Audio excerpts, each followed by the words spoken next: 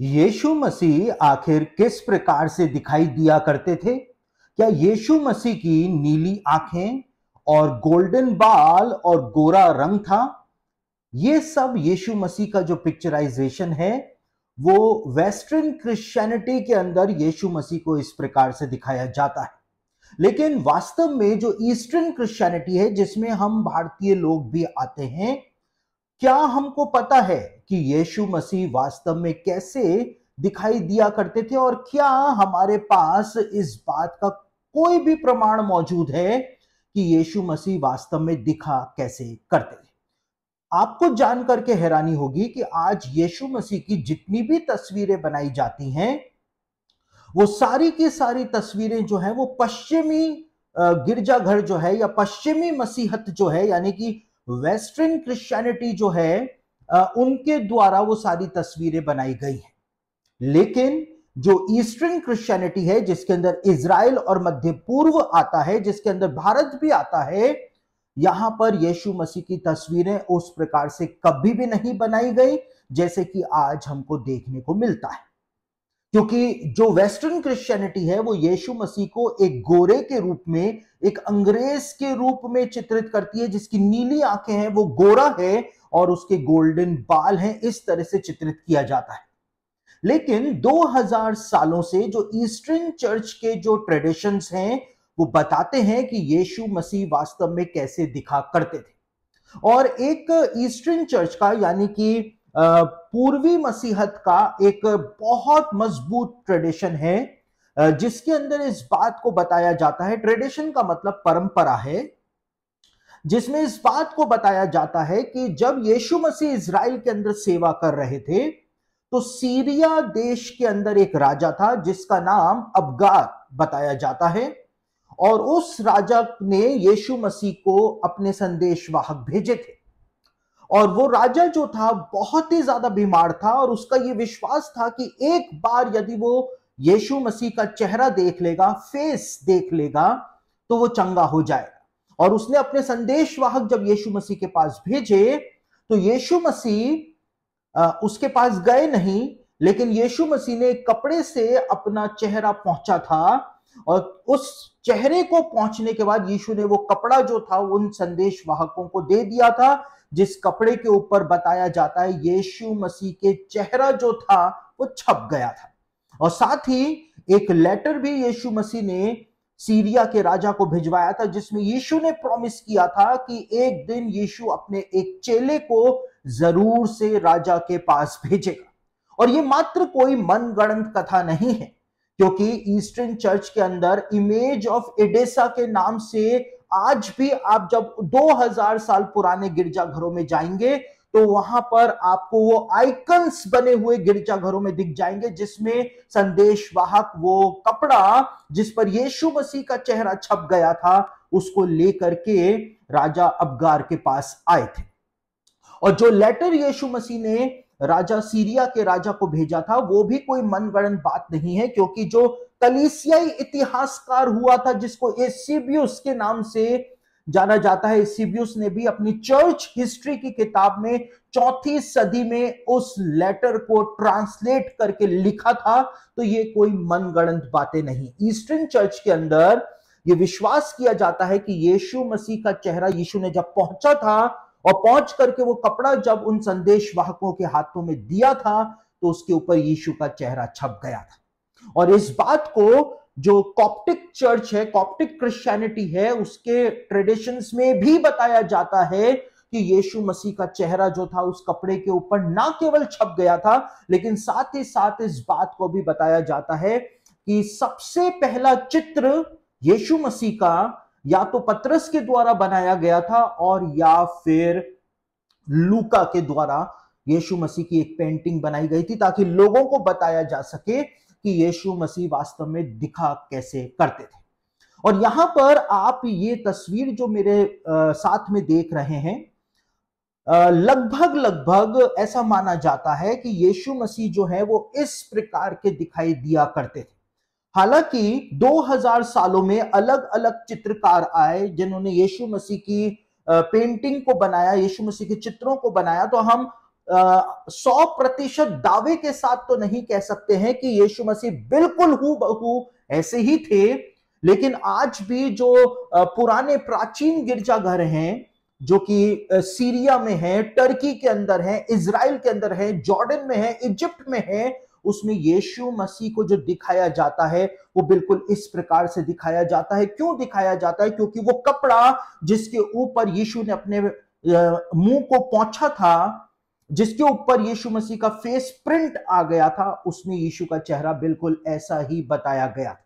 और इसीलिए जब आज हम इजराइल के गिरजाघरों के अंदर जाते हैं, जॉर्डन के, इजिप्ट के गिरजाघरों में, टर्की के गिरजाघरों के अंदर जाते हैं, तो ये ईस्टर्न क्रिश्चियनिटी का एक ट्रेडिशन रहा है कि वो गिरजाघरों को आइकन से, चित्रकारियों से वो सजाते हुए आए। और ये चित्रकारियां क्यों बनाई जाती हैं, इसका अपना एक रहस्य है। ये कोई बुत परस्ती नहीं है, लेकिन इसका अपना एक रहस्य है और इसके अंदर बहुत सारी बातें जो हैं वो सम्मिलित हो रखी हैं। तो यहां पर आप देख सकते हैं, मैं एक छोटी बात यदि आपको बताऊं तो यहां पर आप देख सकते हैं इस तस्वीर के अंदर जो मुंह है वो बहुत ही छोटा दिखाया गया है। और क्यों दिखाया गया है? क्योंकि ईस्टर्न क्रिश्चियनिटी के अंदर हमेशा आइकन्स जो होते थे, क्योंकि यीशु मसीह का चेहरा इस प्रकार से प्रिंट हुआ था कपड़े के ऊपर, इसलिए आइकन्स जो हुआ करते थे उनके चेहरों को हमेशा, उनके मुंह को हमेशा छोटा दिखाया जाता था। इसलिए दिखाया जाता था क्योंकि इस बात को बताया जा सके कि ये लोग आज्ञा पालन ज्यादा करते हैं और अपनी बढ़ाई कम करते हैं। यानी सिर्फ परमेश्वर के वचन की आज्ञा पालन ये लोग करते हैं, इसलिए इनका मुंह छोटा है। ये छोटे मुंह वाले हैं लेकिन ये आज्ञा पालन करने वाले हैं। साथ ही साथ जो भी आइकन्स ईस्टर्न चर्च के अंदर बनाए जाते हैं 2000 सालों से, वो आइकन्स के अंदर जो फेस एक्सप्रेशन होता है वो बिल्कुल भी नहीं दिखाया जाता है। और क्यों नहीं दिखाया जाता है? क्योंकि इस बात को ईस्टर्न चर्च मानता है कि इंसान की खुद की सुंदरता बिल्कुल भी मायने नहीं रखती है, लेकिन उसकी इनर ब्यूटी जो है वो उसके मुंह से प्रकट होनी चाहिए। इसलिए फेस एक्सप्रेशंस आइकन्स के अंदर कभी भी नहीं दिखाए जाते। साथ ही साथ यहां पर आप देख सकते हैं कि चौड़ा माथा आइकन्स का दिखाया जाता है। और वो चौड़ा माथा क्यों दिखाया जाता है?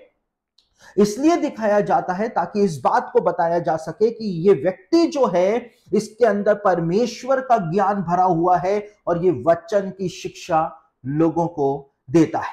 साथ ही साथ में इन आइकन्स के अंदर जो आंखें होती हैं वो चौड़ी दिखाई जाती हैं, कान जो होते हैं वो बड़े दिखाए जाते हैं, जिसका मतलब ये होता है कि ये परमेश्वर का वचन सुनने के लिए इनके कान हमेशा तैयार रहते हैं और ये अपनी आंखों से निरंतर परमेश्वर की ज्योति को देखते रहते हैं।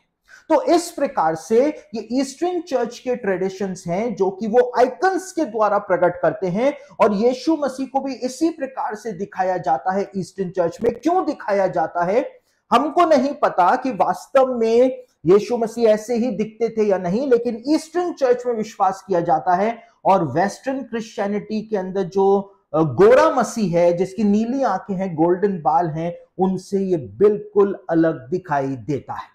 तो ईस्टर्न क्रिश्चियनिटी जो कि वेस्टर्न क्रिश्चियनिटी से भी पुरानी है और आज भी अरामिक के अंदर ईस्टर्न चर्च के अंदर आराधना होती है, जो भाषा यीशु मसीह बोला करते थे, पतरस भी उस भाषा को बोला करता था। तो यहां पर हमको ये बात समझ में आती है कि ईस्टर्न चर्च के जो ट्रेडिशंस हैं उसके अंदर आइकन्स का बहुत ज्यादा महत्वपूर्ण भाग हमको देखने को मिलता है। और जून के महीने के अंदर हम एक बार फिर से इजराइल और जॉर्डन की यात्रा के ऊपर जा रहे हैं। और जब आप हमारे साथ यदि पवित्र भूमि की यात्रा पर चलेंगे तो मैं एक स्पेशल सेशंस उन गिरजाघरों के अंदर भारतीय मसीहों का लेने जा रहा हूं, जहां पर मैं उन सारे आइकन्स के बारे में जो कि गिरजाघरों के अंदर 2000 साल पहले, 600 साल पहले या 1500 साल पहले बनाए गए थे, वो वास्तव में गिरजाघरों में क्यों बनाए गए हैं, वो आखिर क्या प्रकट करते हैं, उनको क्यों बनाया गया था और उनके जो फेशियल एक्सप्रेशंस हैं, उनके हाथों के जो साइन हैं, वो आखिर क्या बात मसीहों को बताने के लिए बनाए गए थे। वो कोई बुत परस्ती नहीं है, कोई मूर्ति पूजा नहीं है, लेकिन एक बहुत ही विशेष उद्देश्य से उन सारे कामों को किया गया था। यदि आप हमारे साथ जून के महीने में पवित्र भूमि की यात्रा पर चलेंगे, तो जितने भी लोग हमारे साथ जा रहे हैं, मैं उनका एक स्पेशल सेशन इजराइल के अंदर इन आइकन्स पर लेने जा रहा हूं, ताकि मैं उनको बताऊं कि एक रिच हेरिटेज जो हम मसीहों ने खो दिया है। हम मसीही, भारतीय मसीही जो हैं, वो पश्चिमी मसीहत के पीछे पड़ गए हैं, जबकि हमारा आधार जो है वो पूर्वी मसीहत है। ईस्टर्न चर्च हमारा आधार है। हम अपने ट्रेडिशंस को भुला करके वेस्टर्न क्रिश्चियनिटी के ट्रेडिशंस को हमने फॉलो करना शुरू कर दिया है। तो एक रिच हेरिटेज जिसको हम भुला बैठे हैं, अपने ही मसीहत के बारे में हमको कुछ भी नहीं पता है। यदि आप हमारे साथ चलते हैं तो आपके पास ये एक अवसर होगा कि आप इन आइकन्स को पूरी तरह से समझ करके वापस आने पाएंगे, और आप यहां पर आकर के दूसरों को भी अपने अपनी कलीसियाओं में, चर्चेस के अंदर भी इन आइकन्स के बारे में लोगों को बता सकेंगे, सिखा सकेंगे। तो जून के महीने में 3 तारीख से लेकर के 10 तारीख तक एक टूर हम जॉर्डन, इजराइल और पैलेस्टीन लेकर के जा रहे हैं। आपके पास सुनहरा अवसर है, आप हमारे साथ चल सकते हैं। और मैं अक्सर इस बात को कहता हूं कि यदि आप पवित्र भूमि घूमने जाना चाहते हैं, तो आप किसी के साथ भी पवित्र भूमि घूमने जा सकते हैं। लेकिन यदि आप पवित्र भूमि जा करके वहां पर सीखना चाहते हैं, वचन को सीखना चाहते हैं, ट्रेडिशंस को जानना चाहते हैं, तो आपको हमारे ही साथ पवित्र भूमि की यात्रा पर चलना चाहिए, क्योंकि आप वहां पर जा करके जो चीजें जानेंगे वो आप किसी भी अन्य टूर में जाकर के नहीं जान सकते, नहीं सीख सकते हैं। क्योंकि मैं खुद ही उस टूर को लेकर के जाता हूं, वहां पर लोगों को मैं ही वहां पर सिखाता हूं। तो आपके पास एक अवसर होगा कि आप मेरे साथ समय बिता पाएंगे, आप वहां पर मुझसे सीख पाएंगे, और बहुत सारी बातें जो आपके मनों के अंदर जो प्रश्न है, आप उनके उत्तर भी मुझसे वहां पे प्राप्त कर पाएंगे। तो यदि आप हमारे साथ चलना चाहते हैं जून के महीने में पवित्र भूमि की यात्रा पर, तो आप हमारे साथ चल सकते हैं। घूमने के लिए नहीं, लेकिन घूमने के साथ साथ सीखने के लिए, जानने के लिए, समझने के लिए, और उन सब चीजों को लेकर के वापस आने के लिए आप हमारे साथ चल सकते हैं। तो जून के महीने में हमारा टूर जो है वो एक बार फिर से जा रहा है। रजिस्ट्रेशन ओपन है, आप चाहें तो हमारे साथ चलने के लिए अपना रजिस्ट्रेशन करा सकते हैं। इस पूरे टूर का जो पैकेज है वो 1,57,000 रुपए है, जो कि पर पर्सन है। कई सारे लोग हमारे ऑफिस के अंदर फोन करके कहते हैं कि क्या पूरे परिवार के लिए ही ये पैकेज है, तो उनको समझना चाहिए कि इतनी महंगाई हो रखी है।